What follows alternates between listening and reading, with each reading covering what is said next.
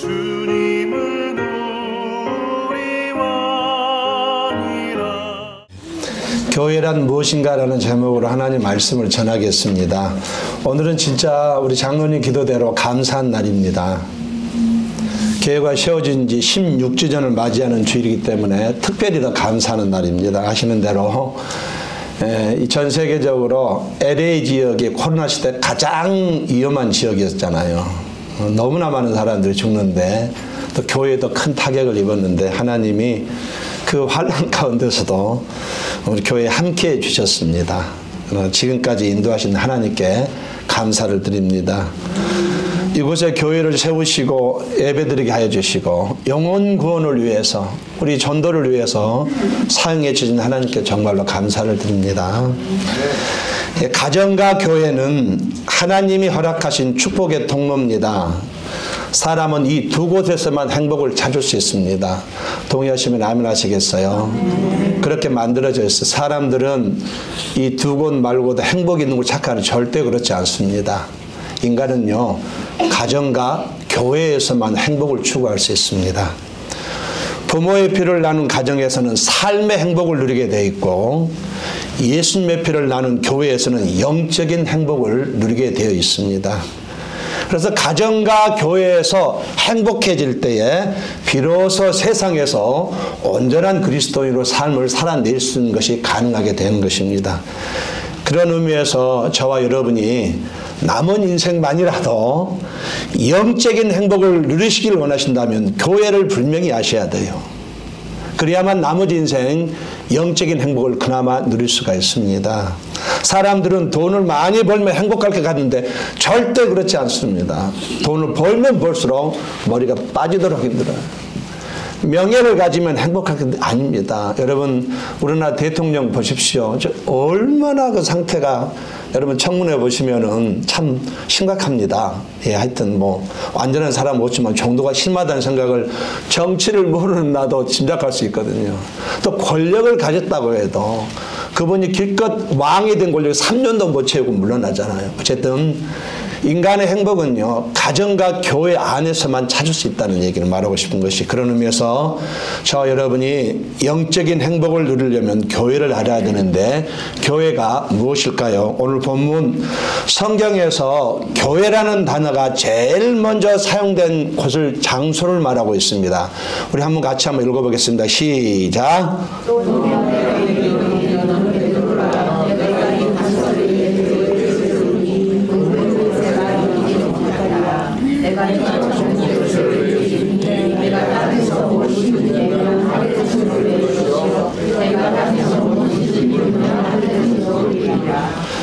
예수님께서 이제 가이사랴 빌립보에서 이 말씀하셔서 장소가 매우 중요해요. 이 본문의 배경은 장소를 좀 우리가 살펴볼 필요가 있습니다. 이 가이사랴 빌립보는 황제의 도시입니다. 황제를 높이는 건물들이라든지 황제의 신상이 많이 있던 그런 장소예요. 근데 바로 그곳에서 예수님은 제자들에게 물으십니다. 오늘 본문은 나와 있지 않지만 줄였습니다만은, 사람들이 나를 누구라 하니? 세례 요한이라고 하기도 하고 엘리야라고 하기도 하고 에레미야 다른 예언자 가운데 한 사람이라고 합니다. 이렇게 대답하니 예수님께서 핵심 질문을 합니다. 그러면 너희는 나를 누구라고 그러냐? 너희는 나를 누구라고 하느냐? 이렇게 물었습니다. 그래서 베드로가 정확한 대답을 하신 거예요. 주님은 살아계신 하나님의 아들이시며 그리스도 곧 메시아이십니다. 예, 지금 가이사랴 빌립보에서 나오는 고백이에요. 베드로는 황제의 도시에서, 황제가 정말로 황제의 어떤 공권력이 가장 꽉 차 있는 그런 도시에서 황제가 주인이 아니라 예수님이 주인이라고 아주 당당히 고백하는 것이에요. 이게 매우 중요한 것입니다. 정말 주님이라고 고백할 수 없는 상황에서 예수님이 나의 주인입니다 라고 이렇게 하나님의 아들이십니다, 메시아입니다 고백한, 이게 너무나 중요합니다. 그래서 예수님이 이 베드로를 엄청 칭찬하시잖아요. 몹시 칭찬하십니다. 베드로야, 네 대답은 네가 책에서나 뭐 사람들에게 배운 것이 아니다. 하늘에 계신 내 아버지께서 내게 그 비밀을 알려주신 것이다.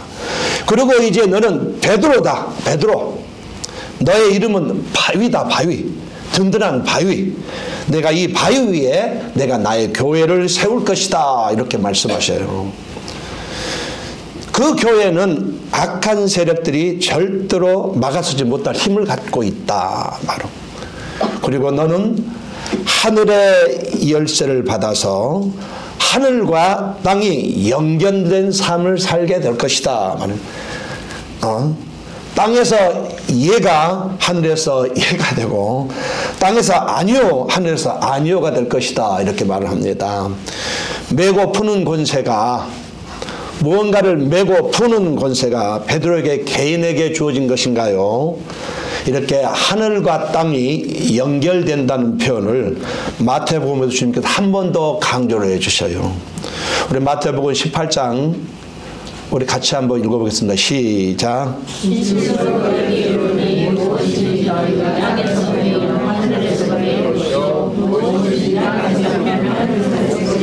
우리 19절도 같이 읽겠습니다. 진실로 다시 너희에게 이르노니 너희 중에 두 사람의 땅에서 합심하여 무엇이든지 구하면 하늘에 계신 내 아버지께서 그들을 위하여 이루게 하시리라.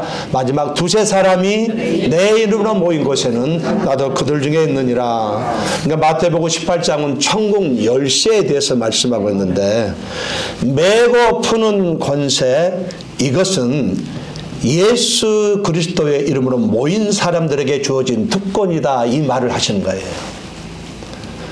베드로에게만 주어진 특권이 아니다. 예수님의 이름으로 모인 공동체에게 주어지는 특별한 권리다. 교회에게 주신 특권이다. 이렇게 말씀하고 있어요. 교회가 하늘과 땅을 연결하는 매우 독특한 영적인 특권을 가졌다. 이 말을 하고 싶으세요. 교회가 하늘과 땅을 연결하는 매우 독특한 영적인 특권을 가졌다. 이 말씀을 하시는 것이에요.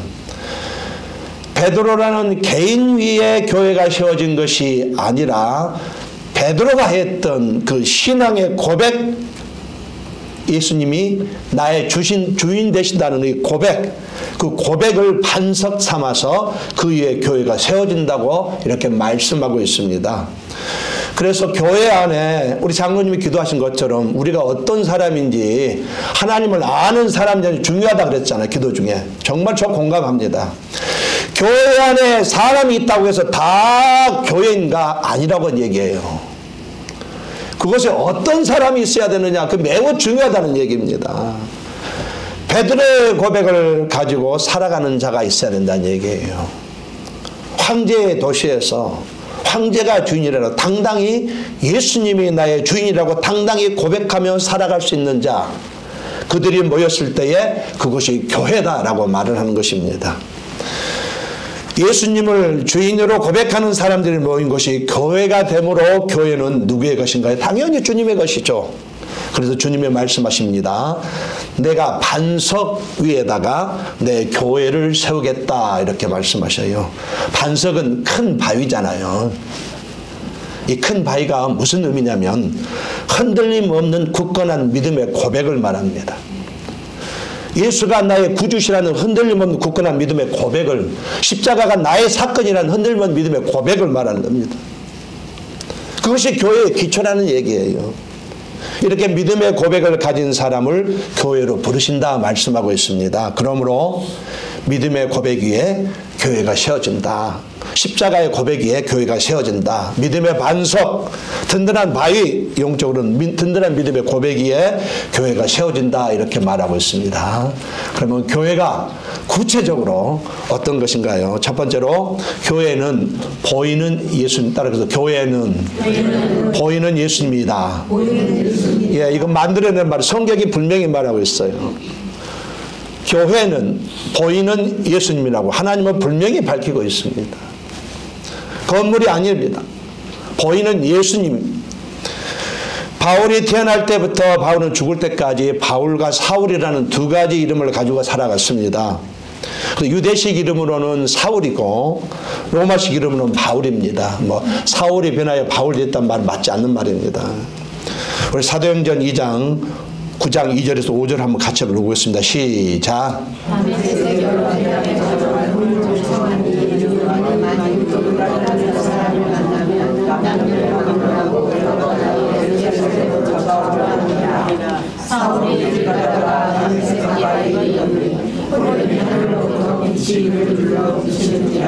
땅에 엎드려 들으며 소리가 있어 이르시되 사울아 사울아 내가 어찌하여 나를 박해하느냐 하시거늘 대답하되 주여 누구시오니까 이르시되 나는 내가 박해하는 예수라. 네, 바울이 성장하는 예루살렘 교회를 막으려고 모든 사력을 다했잖아요. 우리가 알고 있는 사실이에요.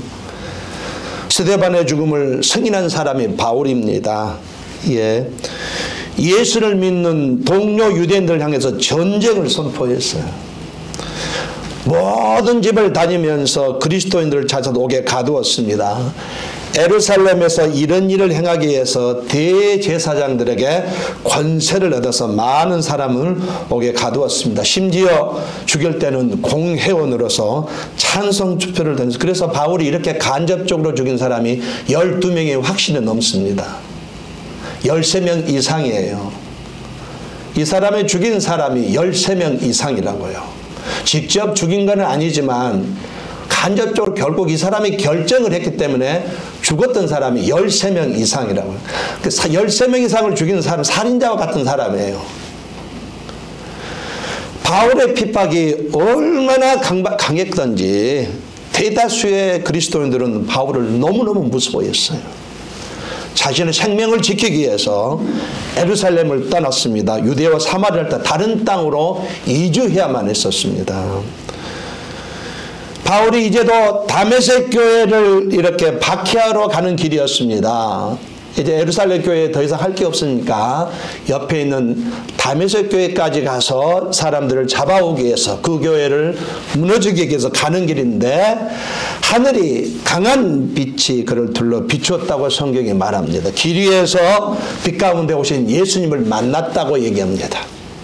강한 빛과 더불어 하늘로부터 들려오는 소리의 주인공이신 예수 그리스도께서 바울에게 어찌하여 나를 박해하느냐 이렇게 묻습니다. 어찌하여 나를 박해하느냐 이렇게 묻습니다. 사울의 박해 대상은 예수를 믿는 사람들이거든요. 교회인데 그런데 주님은 사울을 향해서 어찌하여 나를 박해하느냐 이렇게 물으신 것이에요. 이걸 뭘 말합니까? 예수님이 교회를 자신과 동일시하고 계셨다는 것을 보여줘요. 이걸 말해주는 겁니다. 주여 니시오니까 묻자. 나는 내가 박해하는 예수. 다시 한번 답을 줍니다. 나는 내가 박해하는 예수라. 예수님은요 자신과 교회를 동일시하고 있음을 보여준 것이에요. 사울이 박해하는 것은 대상은 교회인데 예수님은 교회가 곧 내 자신이다 이렇게 말씀하고 있다는 얘기예요. 이런 사실은 바울에게 이날 깊이 인식이 되었어. 아, 교회가 보이는 예수님이구나 이 인식을 갖고 살게 되었고 그때부터 바울이 이야기합니다. 교회의 머리는 주님이시고 우리는 몸이다 이렇게 강조하기 시작한 것이. 우리는 그냥 주님의 몸이다 강조해요. 교회는 보이는 예수 그리스도라고 분명히 성경은 우리에게 말하고 있습니다. 우리가 교회를 소홀히 할 수 없는 이유가 바로 여기에 있습니다. 왜? 교회는 보이는 예수님이기 때문에 그렇습니다. 그래서 교회를 위해서 하는 모든 것은요 주님을 위해서 하는 것과 똑같이 되는 것이에요. 할렐루야. 여러분이 그런 마인드를 가졌으면 좋겠습니다. 그냥 교회가 그냥 무슨 서클 모임처럼 그냥 이민교회 힘드니까 잠깐 그런 게 아니고 교회는 보이는 예수님이라는 인식을 가지고 살았으면 좋겠어요. 교회를 유익하게 하는 것은 예수님을 유익하게 하는 것입니다. 교회를 섬기며 봉사하며 사랑하는 것은 예수님을 섬기며 사랑하는 것과 똑같은 것이에요. 영적으로 열렸으면 좋겠습니다. 교회를 귀하게 여기셔야 돼요. 교회에 상처 주면 안 되는 겁니다. 교회를 상처를 주는 것은 주님께 상처를 주는 거거든요. 교회를 힘들게 하는 것은 주님을 힘들게 하는 것이에요. 모르고 지은 죄도 언젠가는 그 죄에 대해서 대가를 지불해야 되는 것이에요. 적어도 교회에서는 그렇다는 얘기예요. 교회를 귀하게 여기시기를 예수님으로 권면드리겠습니다. 분명한 것은 이민교회 아시잖아요. 많은 교회들이 나눠지고 상처받고 사건 생기고 더 깊이 그렇게 문제를 일으킨 사람 치고 자녀가 평안한 사람이 한 사람도 없습니다. 교회를 귀하게 여기시기를 예수님으로 권면드리겠습니다. 행여나 우리 가운데 그런 일이 있다면 빨리 회개하셔야 돼요. 끊어야 됩니다. 하나님은 교회를 건드린 것에 대해서는 절대로 용납하지 않습니다. 그냥 지나가지 않으셔요. 반드시 나중에 나이가 들어서라도 그 죄만큼은 반드시 치르게 하셔요. 아니면 징계를 하십니다. 이것이 교회란 얘기예요. 여러분, 교회를 귀하게 여기시기를 예수님으로 권면드리겠습니다. 내 자녀를 위해서라도 그렇게 사셔야 돼요. 내 자녀를 위해서라도. 내가 교회를 바로 섬기면 내 자녀가 복을 받거든요. 3, 4대까지.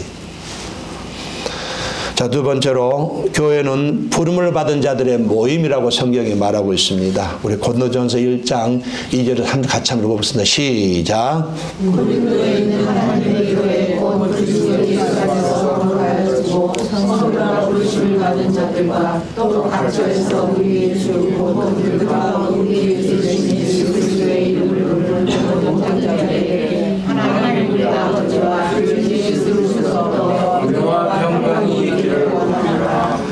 에클레시아 복수형입니다. 단수형이 아니에요. 성경에 교회란 단어가 쓰여질 때는 교회를 단수형으로 표현한 곳은 단 한 군데도 없습니다. 교회는 성도의 모임입니다. 저와 여러분이 누군가가 저기 먼 곳에서 조그만 학원을 빌려서 이렇게 예배를 드리잖아요. 그것이 교회입니다. 성경은 개인을 두고 교회라고 말한 적이 없습니다. 개인은 그냥 성도라고 부르는 것이에요. 혼자 있으면 성도라고 부르지만 둘 이상이 모여서 예배하면 그것이 교회가 되는 것이에요. 그래서 예배에 채도 다니는 말씀을 전하는 자와 듣는 자입니다. 할렐루야. 두 사람은 있어도 똑같이 10,000명이 모이나 2명이 모이나 100명이 똑같이 하나님은 예배로 모이셔요. 똑같습니다. 하나님은 이렇게 조율하지 않습니다. 우리 에베소서 3장 10절 한번 읽어보세요. 시작. 이는 예배로 말미암아 하늘에 있는 목사들과 원수들에게 이게 무슨 말이냐면 쉽게 해서 교회가 보물창고다라는 뜻입니다. 쉽게 이야기해서 우리가 필요한 모든 것들이 교회 안에 있다 이런 뜻이에요. 하나님께서 하신 말씀입니다. 하나님은 교회를 통해서 성도에게 하늘의 각종 지혜를 주십니다. 마귀 권세를 이기는 지혜를 주셔요. 그래서 교회 공급자가 없는 나홀로 성도가 되지 말아야 할 이유가 여기에 있습니다. 마귀가 우는 사자같이 그는 자를 삼키러 찾아다니기 때문에 혼자 있으면 안 돼. 성도는 절대로 혼자 있으면 안 되는 것이에요. 성도들이 모일 때 그것이 교회입니다. 저와 여러분이 항상 세상에 가면 영적인 싸움을 하는데 교회를 통하지 않고서는 절대로 나를 공격하는 내 가정을 공격하는 내 자녀를 공격하는 마귀를 이겨낼 수가 없는 것이에요. 에베소는 그렇게 말하고 있습니다. 교회는 하나님의 지혜가 가득한 보물 창고라고 말하고 있어요. 에베소가 그렇게 말하고 있어요. 하늘의 각종 지혜를 오직 교회를 통해서만 나누어 주시고 교회를 통해서 전신무장하게 해주시고 교회를 통해서 어둠의 영과 세상 주관자들을 하나님의 지혜로 물리치게 할 수 있도록 힘을 주시기 때문에 하나님은 그래서 지금도요 크고 작은 교회를 통해서 잘나고 못난 교회를 통해서 열심히 일하십니다. 여러분 빌라델피아 교회가요 우리 남성교 회원만큼의 숫자가 모였어요. 우리 남성교 회원이 요즘에 한 7명이 모임을 가는데 그 정도 숫자가 모인 교회가 빌라델피아 교회에서 그런데요 에베소 교회는 수가 많이 모였는데 주님이 에베소 교회는 책망했지만 빌라델피아 교회는 칭찬했습니다. 네가 정말 잘한다. 정말 네가 잘하고 있다. 매우 적은 능력을 가지고도 최선을 다하고 하나님의 영광을 드리는 네가 정말 잘하고 있다. 예수 믿고 그리스도인이 된 사람은 교회를 잘 다녀야 됩니다. 성령이 내주하신 그리스도인 교회 생활을 정말 잘 하셔야 돼요. 남은 인생 그래야만 순탄할 수가 있는 것입니다. 한마디로 뭘 해야 되냐면 모이기를 힘써야 되는 것이에요. 모여서 하늘의 지혜를 나도 모르는 가운데 하나님께서 심어주시고 나의 덕과 성품을 바꾸어 주시고 하나님의 전신갑주로 무장하기 때문에 이것을 우리가 무시하고는요 하나님의 자녀로서 살아낼 수가 없습니다. 세상을 이길 수가 없어요. 교회는 모임이 매우 중요합니다. 이것을 인해서 성도가 세상에 나가서 잘 사느냐 그렇지 않느냐가 결정되는 것이에요. 교회에서 이것을 해야 우리가 세상을 이길 힘을 얻는다는 것입니다. 모임을 안 하면 세상에서 우리가 무슨 힘으로 살아내겠습니까? 마귀를 무슨 힘으로 우리가 이기겠어요? 우리가 어디서 힘을 받을 수 있겠습니까? 교회에서 힘을 받는 것이에요. 혼자 커피숍에서 성경 읽는다고 해서 힘이 나는 것이 아닙니다. 잘 사는 건 매우 중요해요. 그러나 세상에서 잘 살려면 교회에 와서 힘을 얻어서 그 힘 가지고 세상에서 잘 사는 것입니다. 왜? 우리 안에 성령이 계시기 때문에 영생이 가진 자는 이렇게 살아야 되는 것이에요. 교회에 모이는 것 아무것도 아닌 것이 아닙니다. 여러분 안에 정말 성령이 계신다는 걸 확신한다면 내가 하나님의 자녀인 걸 확신하는 교회 모임에 열심히 모여야 되는 것이에요. 교회가 모여서 기도하고 뜨거워져서 세상에 나가야 승리하는 것입니다. 그러므로 힘들수록 교회에 더 접속을 해야 되는 것이에요. 이게 저와 여러분이 살아가는 방법입니다. 지칠수록 안 될수록 더 교회에 접속을 해야 되는 것이에요. 교회 없이 혼자서 집에서 인터넷으로 예배하는 것 매우 귀한 것 같지만은 그러나 나올 수 있는데도 나오지 않는 것은 잘못된 신앙이에요. 팬데믹이 끝나고 이런 일이 얼마나 많이 있습니까? 얼마나 많이. 그러나 그래서 불명은 저편한 반쪽 예배도 안 되는다는 얘기예요. 그건 맞지 않다는 얘기입니다. 혼자 집에서 말씀 듣는 건 매우 귀한 일이지만 나올 수 있는데도 나오지 않는 것은 잘못 신앙생활을 하는 것이라는 얘기입니다. 우리는 모여야 돼요. 교회는 보물창고, 이 보물창고에 모여야 된다는 얘기예요. 교회 공동체를 우습게 여기면 안 되는 것입니다. 교회에 와서 무장이 되기 때문에 그렇습니다. 하나님의 지혜가 오직 교회 통해서만 오기 때문에 그렇습니다. 교회만 열심히 다니면 뭐하냐, 세상에서 잘 살아야지, 그런 말 속지 마셔야 돼요. 교회로 열심히 다녀야만 잘 되는 것입니다. 교회를 부정하고 교회를 가볍게 여기는 말들을 하지 말아야 돼요. 그런 말 한가 동시에 마귀가 나를 지배하기 때문에 그러는 것입니다.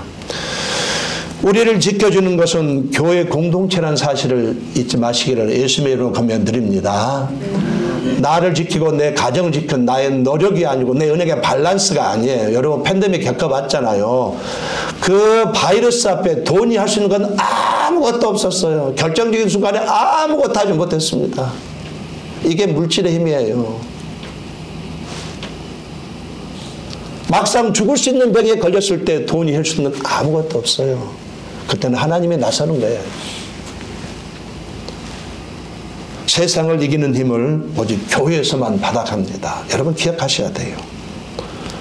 전신갑주로 무장하고 뜨거운 가슴으로 예수 이름 가지고 세상에 가서 정사와 권세자들에게 하나님의 지혜로 그들을 누르는 것이에요.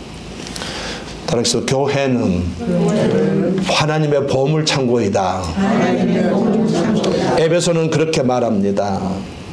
교회가 우리가 별로 이렇게 좀 저같이 이렇게 뭔가 어스룩하고 모자란 사람이 있는 것 같아서 별로 아니에요. 아닙니다. 교회는 하나님의 보물창고, 이 안에서 우리가 뭘 가져가는 것이에요. 하늘에 있는 것도 요리 내려서 여기서 가져가게 하신다는 얘기예요. 주님은 교회를 통해서 말씀하십니다. 성도는 교회를 통해서 준비되어지는 것이 내 지혜가 아닌 하나님의 지혜로 가지고 세상에 나가는 것입니다. 여러분의 손자와 자녀들이 잘 되기를 원하신다면 여러분 때부터 교회 생활을 바르게 하셔야 돼요. 바르게 하셔야 됩니다.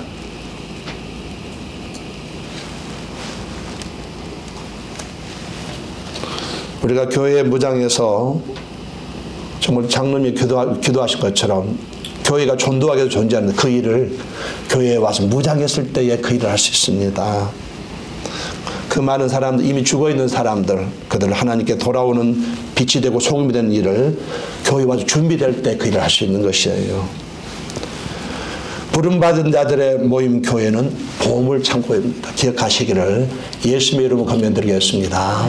부모된 여러분들에게 권면드립니다. 할머니, 할아버지 여러분, 여러분이 신앙의 자리를 지키세요. 그래야만 여러분의 자녀와 손자들에게 복이 그대로 흐릅니다. 여러분의 희생과 헌신으로 하나님이 그걸 보시고서 설령 손자 믿음이 없다 할 때 거기까지 복을 내린다는 얘기예요. 제 얘기가 아니에요. 하나님의 약속입니다.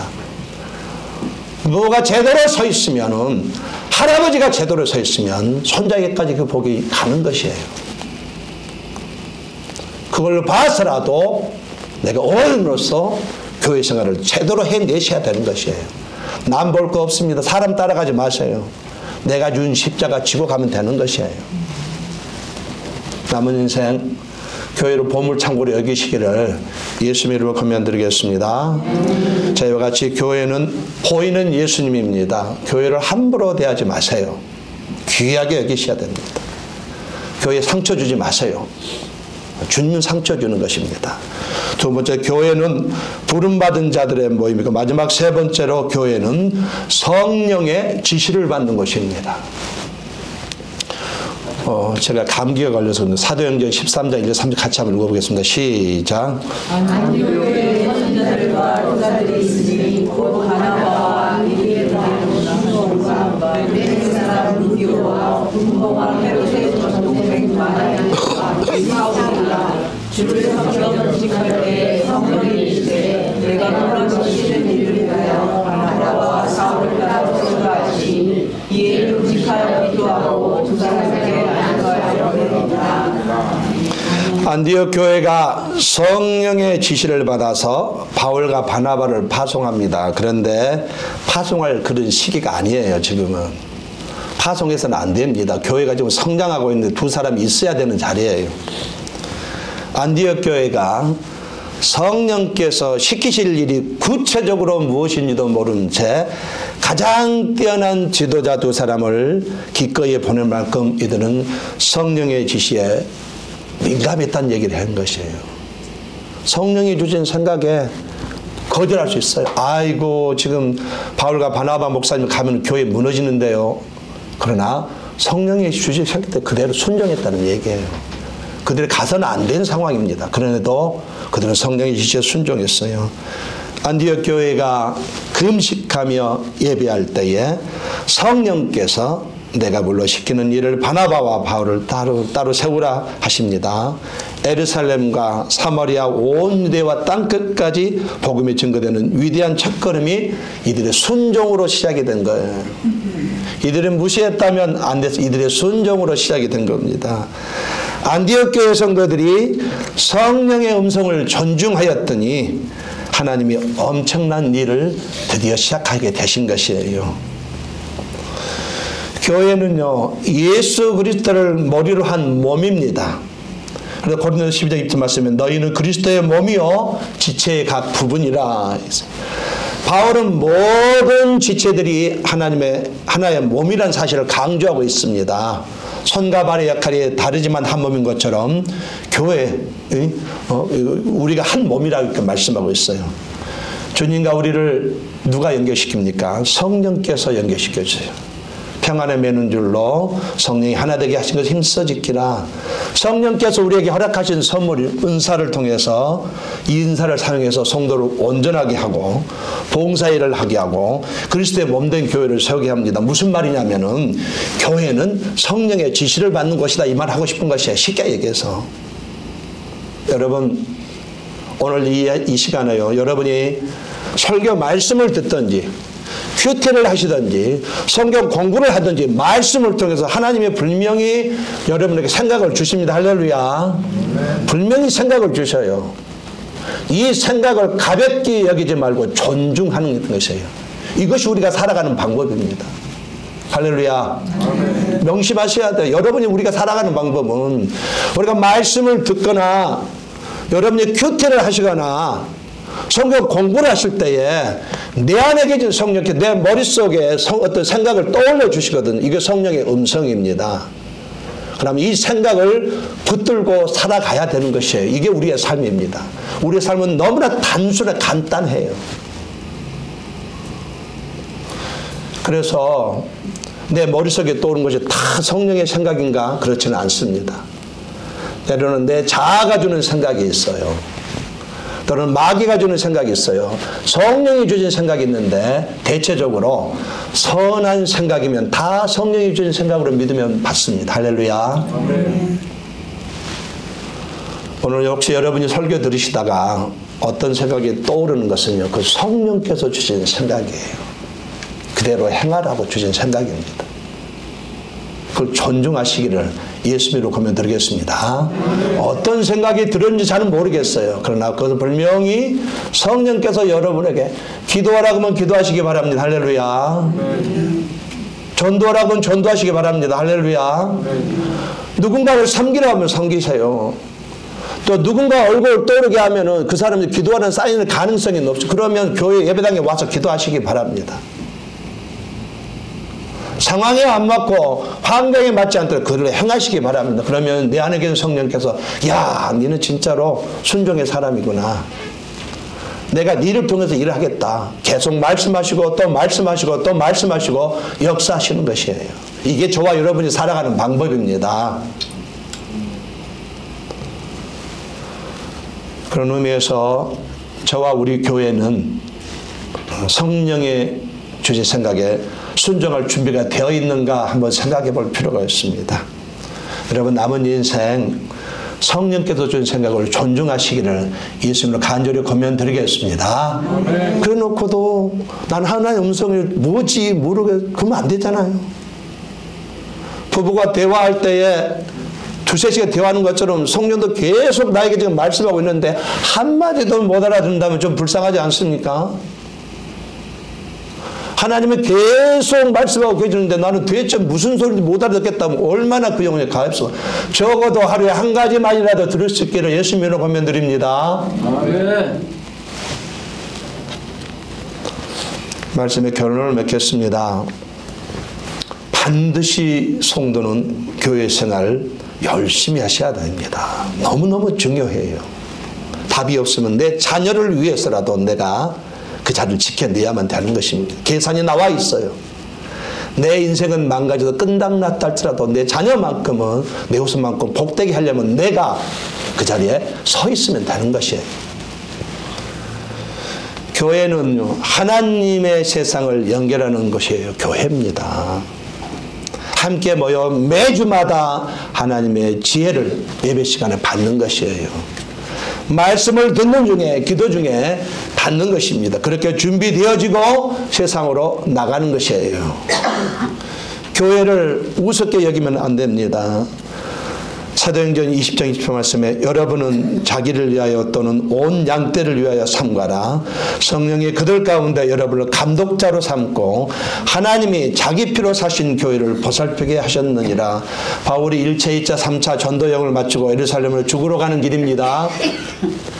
에베소 지역에 도착했을 때에 밀레도 지역에 에베소 교회의 모든 중직들을 다 불러다가 장로들부터 불러다가 목회자 불러다가 세미나에서 마지막 세미나 이제는 다시는 얼굴 볼 수 없습니다. 그들을 나중에 세미나 마치고 놓고 떠나면서 바울이 뭐라고 했습니까? 여러분의 교회와 양떼를 집어삼키는 이리떼로부터 절대로 흩어지지 못하게 해주세요. 성도가 그들에게 잡아먹히지 않도록 보호해주세요. 지켜주세요. 그리스도 예수께서 피로 값주고 산 교회를 지켜내주세요. 이렇게 유언을 남기고 밀레도를 떠났습니다. 교회를 지키시기를 예수님의 이름으로 권면드리겠습니다. 그러면 잘 모이셔야 돼요. 모여야 힘이 나는 것입니다. 이승만 대통령이 뭉쳐야 산다고 뭉쳐야 산다 그랬잖아요. 너무 중요해요. 그분이 기독교인이거든요. 모일 때 모여주셔야 돼요. 그래야만 교회가 지켜지는 것이에요. 교회를 사랑하십시오. 그것은 예수님을 사랑하는 것입니다. 교회를 섬기고 사랑하면 예수님을 섬기고 사랑하는 것입니다. 성령이 주신 생각을 존중하고, 이건 하나님의 말씀이기 때문에 그렇습니다. 우리 인생과 교회를 풍성하게 하려고 내 안에서 말씀하신 거기 때문에 상황이 안 맞더라도, 환경이 안 맞더라도 그 음성이 가장 퍼펙트한 방향이기 때문에 그렇습니다. 나는 상황을 보지만 하나님은 전체를 보잖아요. 그분이 내 안에서 생각을 주신 것은 그게 가장 정확하고 가장 효과적이고 가장 완벽한 방법이기 때문에 생각을 주신 것이에요. 그 엄청난 음성을 버리지 말라는 얘기예요. 그 음성을 붙들고 살아가는 얘기입니다. 환경을 넘어서, 상황을 넘어서 성령의 음성에 순종해 보시기를 예수님으로 권면드리겠습니다.